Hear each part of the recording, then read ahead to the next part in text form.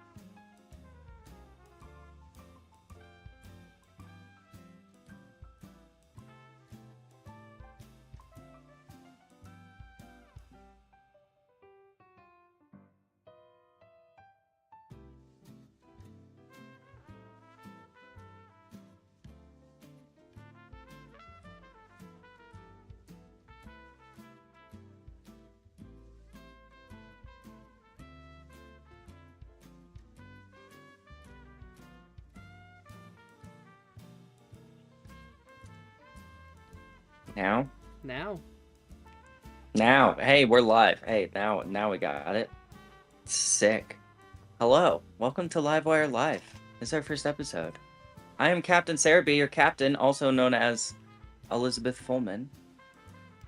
And I'm Gwen Fullman, writer of both podcasts that aired this week. Thank you all for being here. Thank you. Yeah, this is so cool. We're really excited that you're here. I have some preloaded questions. I have a whole bunch of them today. Just to Hey, we're live. kind of make sure that we have plenty of content for you guys today. And if you want to ask anything in the chat, then go ahead and pop a question down there, and then we'll get to those as well if we can. And yeah, so I'll just kind of get us rolling here with something really easy. Since it's our first episode, I figured I'd start us off something really broad and introductory. So tell us a little bit about yourself and how long you've been working on these projects and getting started on Livewire Multimedia Stories. Yeah, hi, my name is Gwen Fullman. I am the writer and musician and narrator for Amity After Dark and Legends of Lorelei, which both came out this week. I have been writing since 4th grade. I've picked up a love of fiction kind of young, and specifically this project, Livewire Multimedia, started maybe a year ago, maybe a little bit more. It's kind of a big hodgepodge of a lot of my work, so it goes back quite a while, depending on who you ask. Nice. Yeah, so it's kind of like a culmination of a lot of different things over the years, and then also some more recent ideas too to kind of tie it all together. Yeah. I've been building these settings for a while, and they've just kind of grown, and things have changed and evolved. It's been a really unique process, and I'm really glad I can be sharing it with people now. Dude, yeah, me too. And thank you so much for that. These episode drops this week, I think, were really successful. They were really cool. I don't know. I really loved both of them. We'll kind of split up the episode to talk about each one. We'll talk about Legends of Lorelei, and then a little bit later we'll talk about Amity. So I'll kind of just get us started into the Legends of Lorelei stuff first. And to kind of start with, just as a little bit of background, you and I are both from Colorado originally. And obviously the mountains are a really, really big deal there. Hiking and skiing and snowboarding and camping are all really, really popular. And I noticed in the first episode of Legends of Lorelei that the different mountain ranges are so unique. And the way you described them was I don't know, to me it almost seemed kind of spiritual or something. So just how influential were Colorado and the mountains there to you, personally, but then also to your writing and especially in Legends of Lorelei? Totally. From just from the time I started reading fantasy, I was always a little annoyed with the standard fiction portrayal of mountains, which is that they're these just giant gray stones that just kind of jut out of the ground and don't have any trees on them, because there are a lot of different kinds of mountains in the world. And yeah, I would say Colorado gave me a lot of inspiration early on, and now that I'm writing Lorelei, which has so many different mountain ranges and regions, one of the most inspiring kind of things for my setting has been just the way the world around me looks, and Lorelei has a lot of big inspirations in kind of Colorado and mountains, specifically the Waywind Mountains, where the main kind of show for Legends of Lorelei takes place. That is very much inspired by what Colorado looks like in the rain, because it doesn't rain super often, but when it's a torrential downpour in the mountains, in the woods, it's a special moment. Yeah, no, it totally is. So the world of Lorelai it's so expansive. You described in the first episode so many different places, and you kind of circle around to a lot of them, and you give us so much of kind of what's here and all these places that we could explore. Where did this big expansive world of Lorelai start? Um, Good question. So, like I mentioned earlier, Lorelai's world, Lorelai, and the world that Amity After Dark takes place in are really kind of hodgepodges of some of my older projects. I started kind of working on my own tabletop role playing games in high school, and Hmm. a lot of those projects kind of merged their way in to the world spaces. Lorelai specifically, getting it as big as it was a bit of a passion project. I would kind of find an area of the map that I found interesting, or just like, oh, I want to write this story and I want it to kind of take place here. So I would place something down and then fiddle with it and kind of let it grow and evolve. But Lorelai has been in production for a while. I have one of those really big office binders that is just filled to the brim with paper. Wow, that's amazing. It's yeah, it's my baby for sure.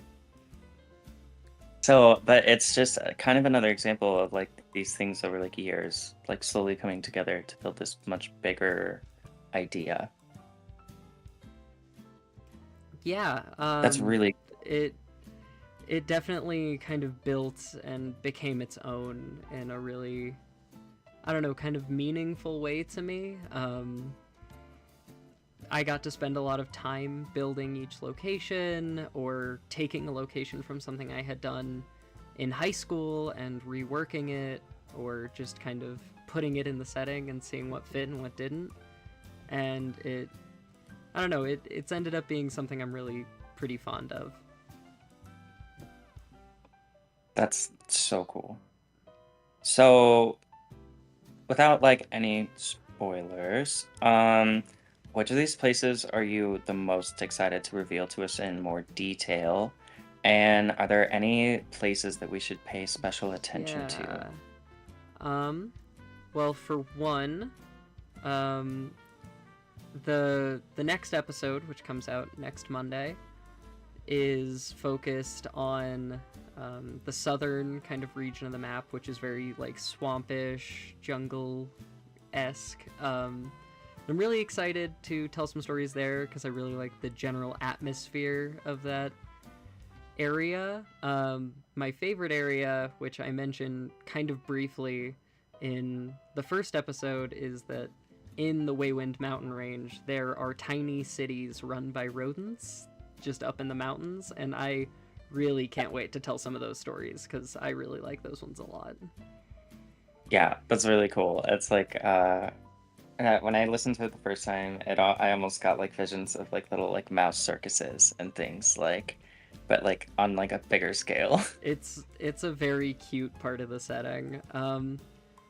Yeah, I've got a lot of general ideas of places I want to go, especially in the first season, just to give kind of a broad overview of what the world itself is like, and there are too many cool ones to name.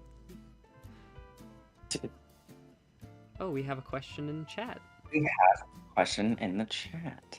So besides nature, what are your other sources of inspiration? Specifically, what stories or authors are you inspired by? Oh boy. I really love the Redwall series of books. Redwall is just so kind of special in that it is a children's fantasy series about rodents who run little English cities and fight wars, and yet it just feels so like organic to read and kind of cozy. John Flanagan, the author of the Ranger's Apprentice books, which is another YA book. I just really like how that world kind of feels, I don't know, like juvenile and yet entirely realistic. There are like wizards and stuff in that world, and yet they take kind of a backseat to more grounded elements, and it makes for a very unique world space. C.S. Lewis was kind of the first fantasy author I really, really fell in love with. Otherwise, I tend to just get inspired by watching people in their day-to-day lives. People do super unique things and all have like their own unique stuff going on, and if I'm struggling for inspiration, I tend to go people watching. I learned that from my mom. So yeah, real life is like gold mine of inspiration, I found as well. Absolutely. We have another question. Oh my lord. If you can answer it without giving too many spoilers, what kind of government and or religion do the rodents follow or not follow? That is a fantastic question, and I can answer it, I think. So the rodents of the Waywind Mountains separate into 3 major clans. They are technically like a shamanistic kind of chieftaindom, I think is the word I was looking for, where they're like almost a monarchy, but not to such an extreme extent.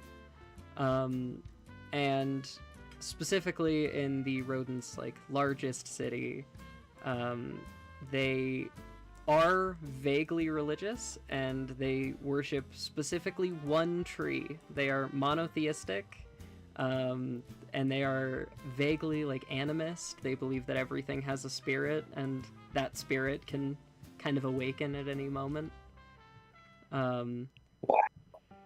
Yeah, I'm really excited to talk about the rodent people. I don't know if that's gonna be... Okay, I'm really excited for this part too. Okay, well, they're fantastic. we will definitely have to keep listening for more. There's so many good stories that I just hear already, just that I just want to go deeper and deeper. I also love vague religions and trees. Thank you. Yes, as do I. So I really can't wait to get to all of these locations. If you wouldn't mind, because a good chunk of the first episode was just kind of like going through the lay of the land and just like all of these places.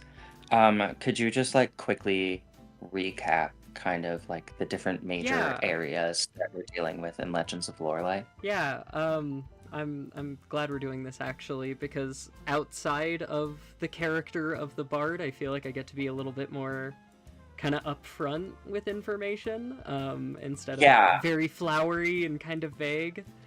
We'll start from the top down. So in the north, you have what the bard referred to as the warrior people. All of Lorelei is really focused on the concept of knighthood, even like cultures that don't do knighthood, quote unquote, because what it means to that world is the promise to another person to always be their protector and their friend. Which I can say this, why not? They see it as what's called little magic, where if you break a promise to a friend, it feels like a spell was cast on you because you start to feel sick. Even if like the friend has betrayed you, there's like a part of that betrayal that will always feel uncomfortable and bad. So the people of the north are like super focused on knighthood and kind of valor in battle, but they're also very like kind of chill and relaxed about a great deal of things. They have to deal the most with like dragons and a bunch of other like monsters and stuff like that. So they tend to be a little bit more on the like level-headed, kind of tactician-y side. Okay. Then right below them is my like spy master nations, which are very like I wrote them to be like a seat of political drama, of like flirting and scheming. I have a lot of like spy stories written in this part of the map. Oh no, my dog is barking. Oh, That was loud. working to a go. Sorry about that. No worries. I have a lot of like kind of a focus in that region on kind of like courtly scheming and romance stories and kind of the politics therein. Right below them would be the people to the east, who are all like very religious. They're vaguely puritanical, in like vibes, I suppose. I kind of wrote them to be my like magic fearing, kind of austere and pious folk. And I have a lot of stories kind of out of there of like confronting biases and just generally, they're also the ones who are pretty much constantly dealing with monsters from across the ocean. Oh wow, okay. Which I can also talk about those if you want me to. They're certainly a concept. Yeah, I was gonna ask, like, how long do you think it'll be before we start to get like a little bit more in-universe explanation about things about the cataclysm and some of these like really big things that you've hinted at that are like that feel like bigger Totally. long-term like story building. Our next episode is just a short story to kind of like get people comfortable with the world. The one after that is some more world building stuff. I'm just going to be talking about like a big concept of some importance. After that, I'll probably do another short story, and then I would say episode 5 is probably when we'll start to delve into the old empire and the cataclysm and the result of all of those stories a little bit more. That's excellent. So we have an awesome month of release planned for Legends of Lorelei for sure. And another thing that I really want to talk about before we move on to Amity is the music that you have, these little riffs that you have going on in Legends of Lorelei. It's really short, but it's really, really pretty. And I know that is your own music that you wrote yourself, that you recorded yourself, and that you played yourself. And so, how old were you when you started learning music? And how did you end up where you are now in your music journey? Oh boy. Like, walk us through. My family is very music kind of oriented. I grew up around a lot of singing. I didn't start playing instruments until I was probably 11 or 12. The first instrument I owned was an electric bass guitar. She is my baby. I love her. Nice. Then I picked up acoustic guitar in high school, ukulele in high school, and the riff that you hear in Legends of Lorelei is on the mandolin. And I bought my mandolin maybe 2 months ago, and I'm still kind of learning how to play it. That riff was inspired a lot by the music of Silent Hill 2. It's amazing. Good work. Yeah, and even in Amity, there's pieces of music I've done. Music is something I'm definitely trying to learn more of. Something I'm trying to do a lot on this journey is learn as many mediums of art as I can so that I can at least understand them better, if not perform when I need to. Yeah. That's so cool. Music and yeah, music is a great way to transition into the Amity episode from this week. So one of the things that I loved about the way they use music in Amity is more or less the lack of it, I guess. We're Yeah. in this radio show. It's 3 o'clock in the morning. It's like in this like nobody's listening to this, right? And then there are these weird sections where there's supposed to be music, and there's just like these little clips of the Yeah. beginning and end of some music, and it's like skipped time or something, and it's really creepy and off-putting. You did such a good job of really establishing in that first episode the horror genre that you're in. Thank you. Um, and I am just kind of curious, how did you decide on horror being your other genre for your podcasts that you're releasing right now? Totally. I started writing horror when I was in high school again. I got really into Vampire the Masquerade. It's one of my favorite tabletop games Nice. ever made. Classic. And it kind of spiraled out of control from there. Um, the World of Darkness has so many fun toys to play with that I just got really invested and really enjoyed kind of playing in that space. Um, I the setting that Amity After Dark takes place in is called Terminus, and Terminus is a really big setting. Mm.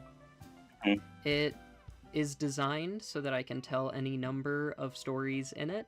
There are superheroes in Amity City at the time of Amity After Dark that the narrator knows nothing about, and there is like a world war going on, so I can tell Oh wow. like espionage stories and spy thrillers at some point.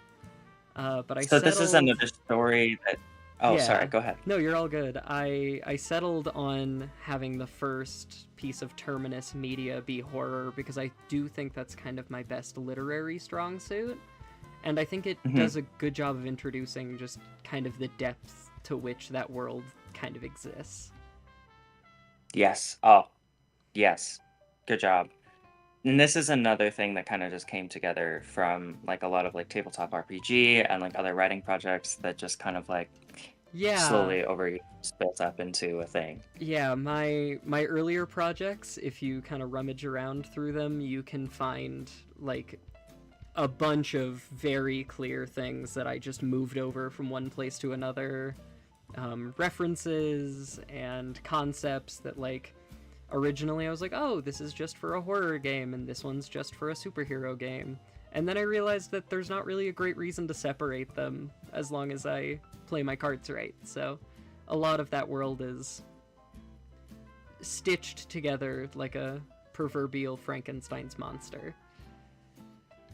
It's so cool though. It's a really cool concept though. I really like it. Thank you. Um, so I did notice that like part of the format at least seems to be very heavily inspired by like Welcome to Night Vale. Yeah. Um, I'm a really big fan. I know you're a big fan. Kramer's just an amazing writer in general. There are other podcasts that he's done that I'm a big fan of.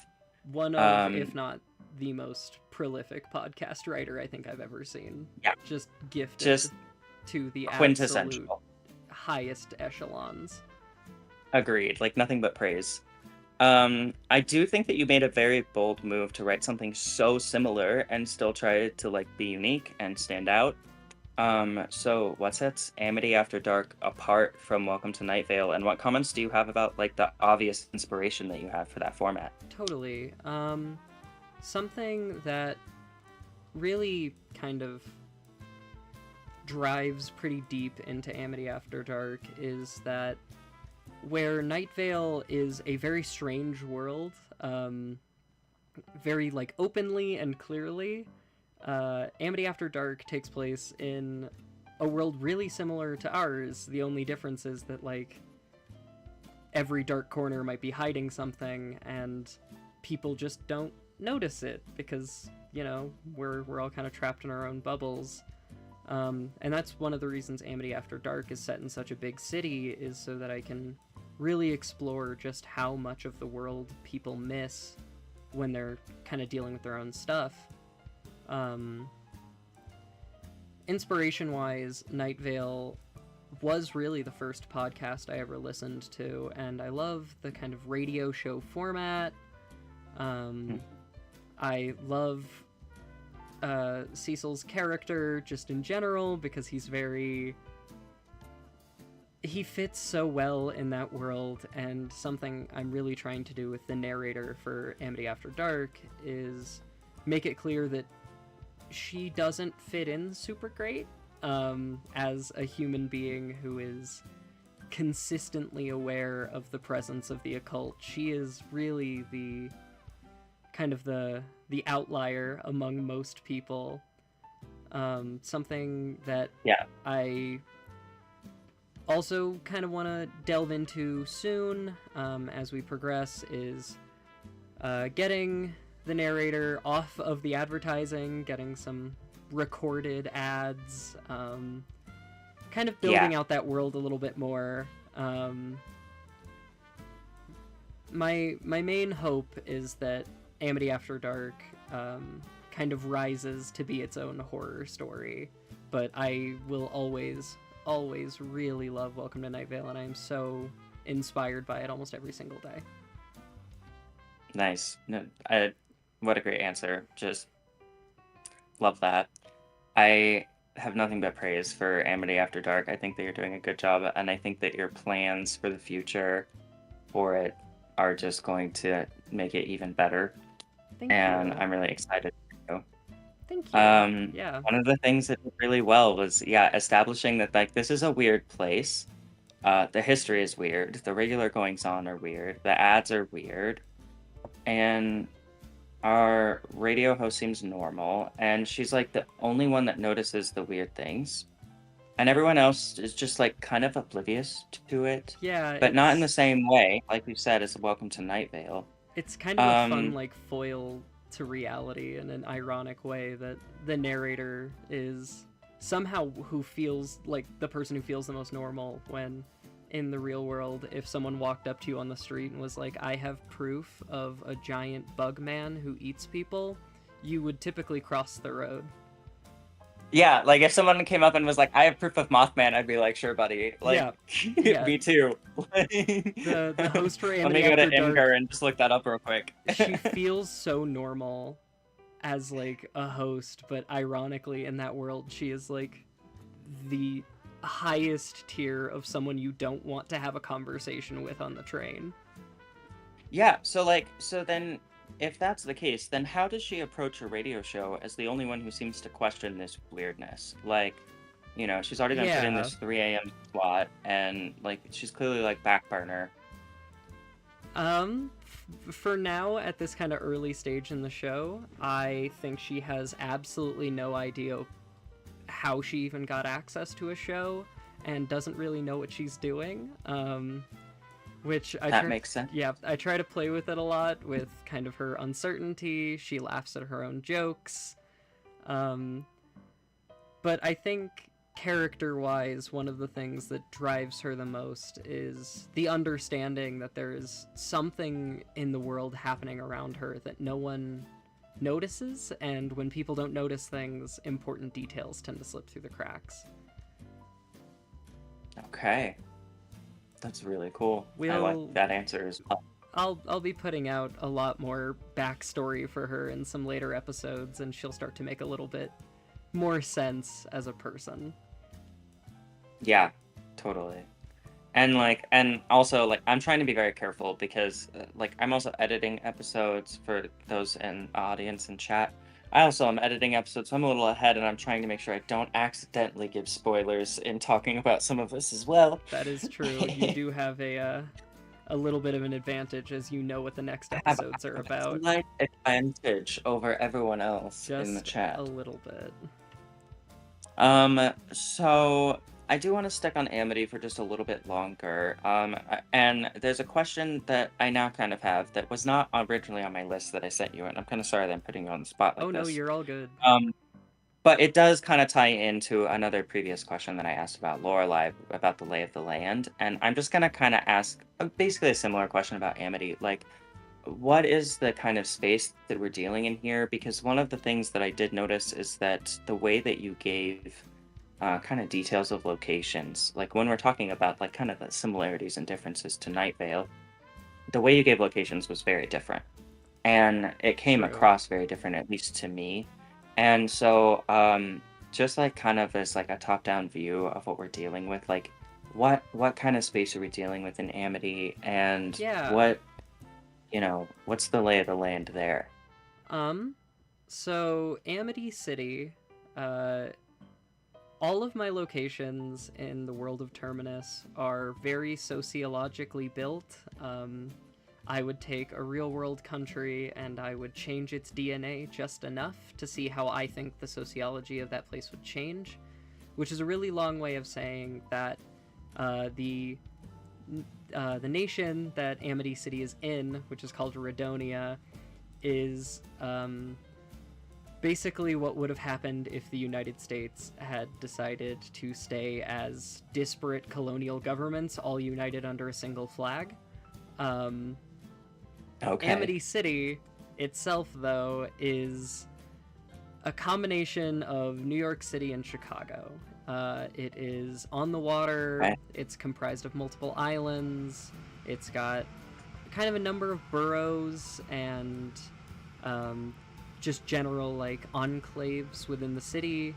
Um, the main character, the narrator for Amity After Dark, lives in Hatbridge, which was very much inspired by the Bronx, and the Okay. radio station she works at is in Westbridge, which was very much inspired by Manhattan. So Awesome. one of the things I really wanted to do with kind of the way she speaks and talks about the city was play it kind of from the like LA school of how to refer to locations by like cross streets and vaguely what borough they're in. But like small city, like Totally. maybe 10 or 15,000 people, but like Amity feels like a big city.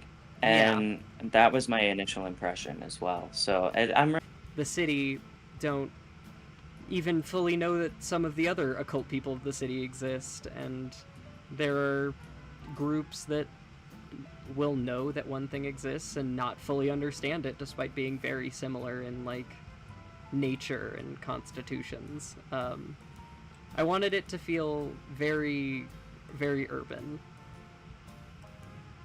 yeah, I think you succeeded in that. Um, it definitely feels that way. And yeah, I'm really excited to see what episode 2 is going to look like. That is one that I'm not ahead on chat of. I don't know what episode 2 of Amity looks like, chat. So we're in this together on this one. That is true. I have not sent over the episode 2 script yet. So these are both very, very extensive worlds, with a lot of thought and planning put into them. I mean, again, this is like years of things just kind of culminating and coming together, and big binders of notes and things. Yeah. Um, my what's really funny, my husband actually said something to me that really stuck with me after the first episode of Lorelai this week. And they said that first episode felt like a long-term promise. Oh, that's such a sweet thing to Um, say.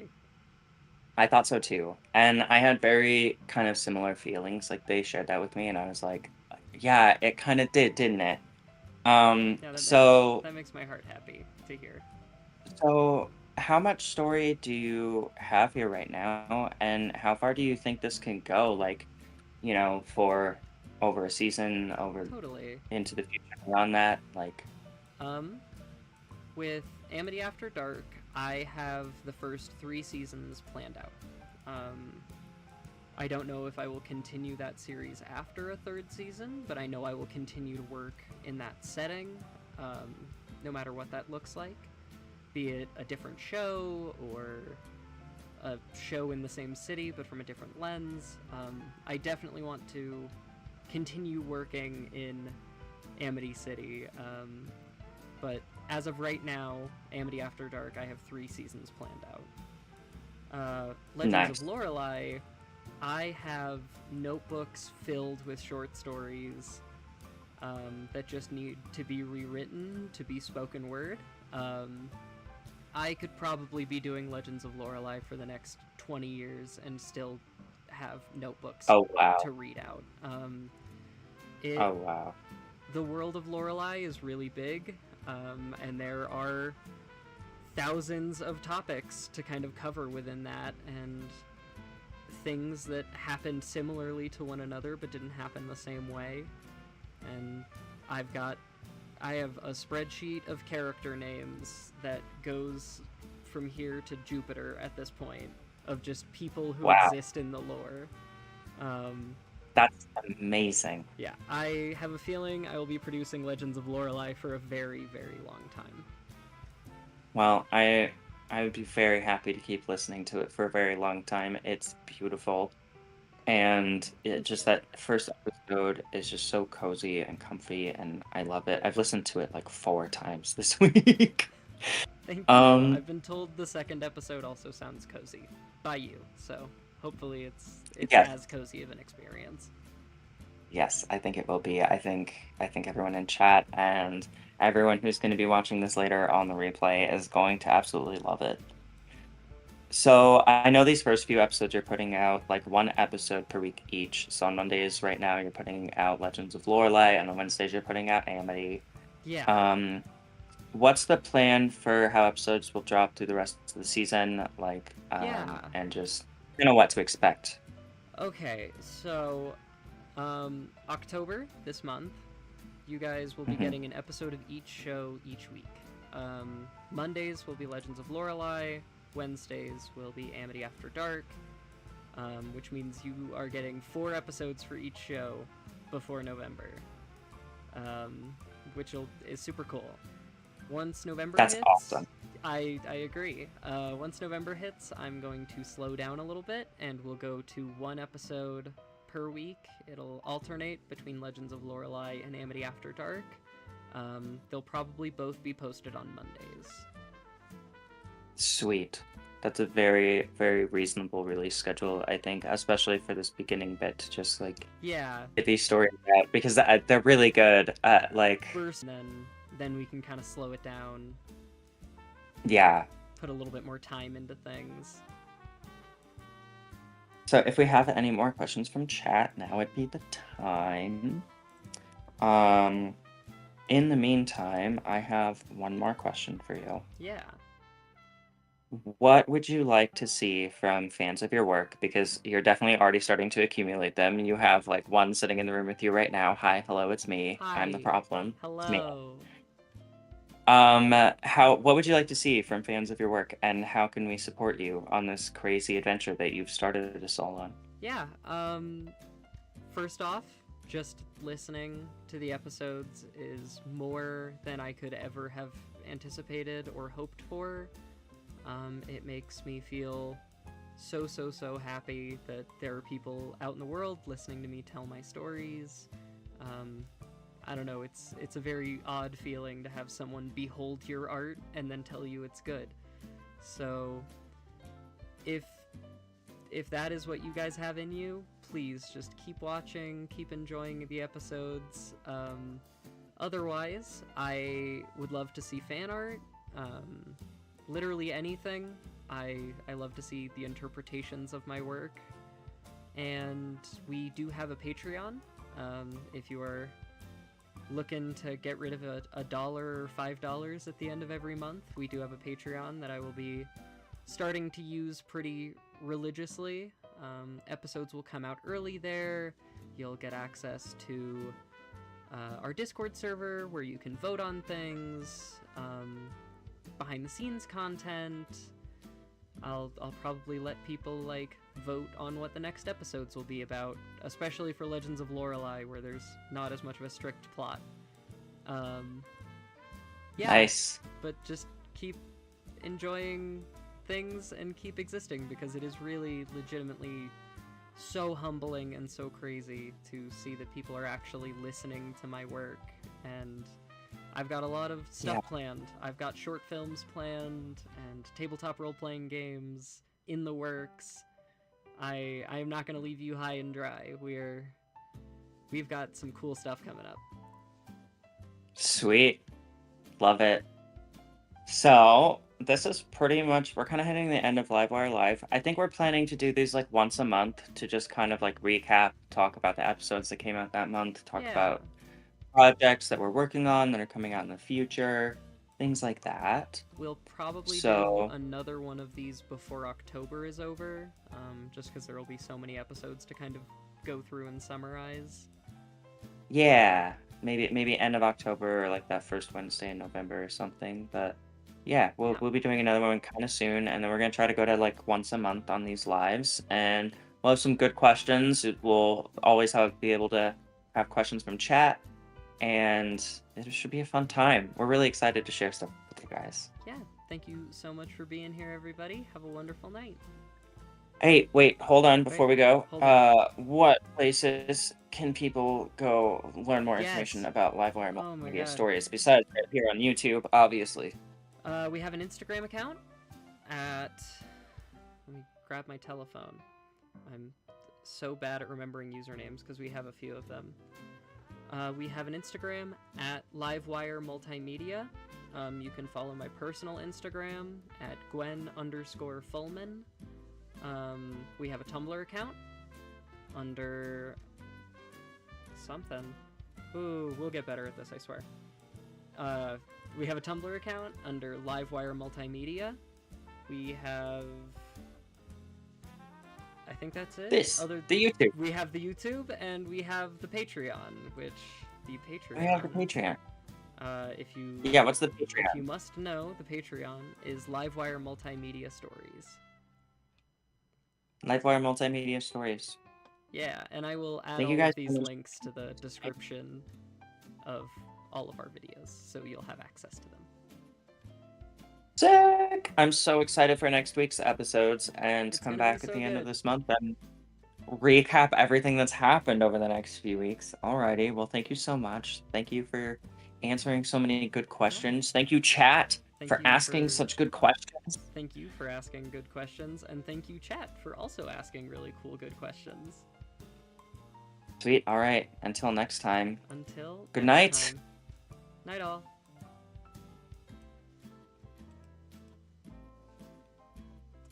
Okay, I think the stream ended. I think we're free. We free.